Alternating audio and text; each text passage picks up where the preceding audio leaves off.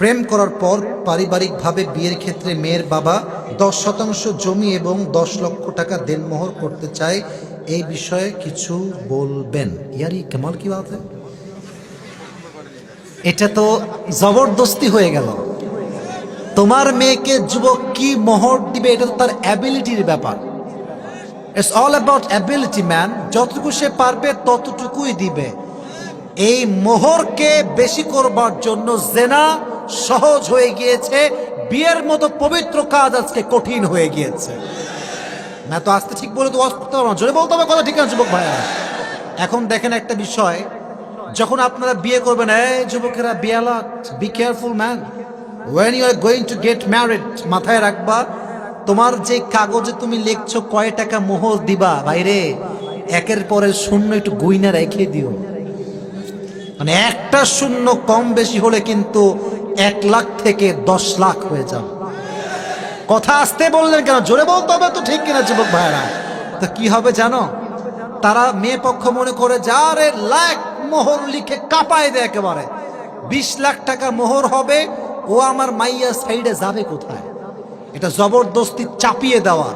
একজন যুবক 1 লাখ টাকা মোহর দিতে পারবে, এটা তার সামর্থ্যের বিষয়।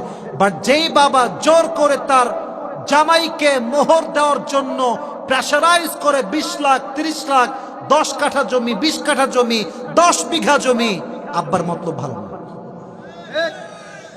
আব্বার মতলব ভালো না, মতলব ভালো না, আব্বার মতলব ভালো না। সে টাকা পয়সা দিয়ে ছেলেকে আটকাইতে চায়।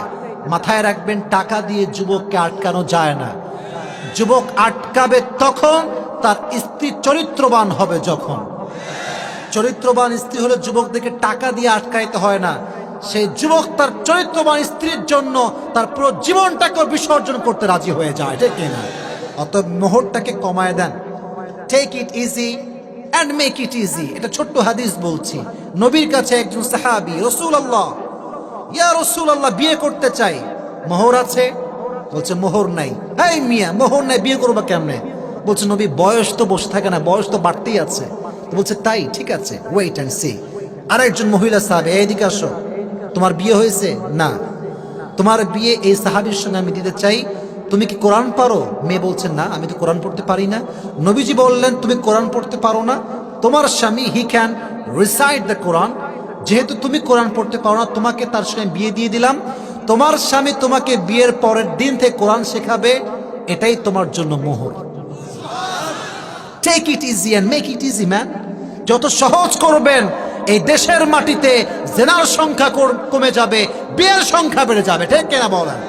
আল্লাহ এই মোহরের ফিতনার থেকে আমাদের সবাইকে হেফাজত করুক। সকলেই মন খুলে পড়া আমিন।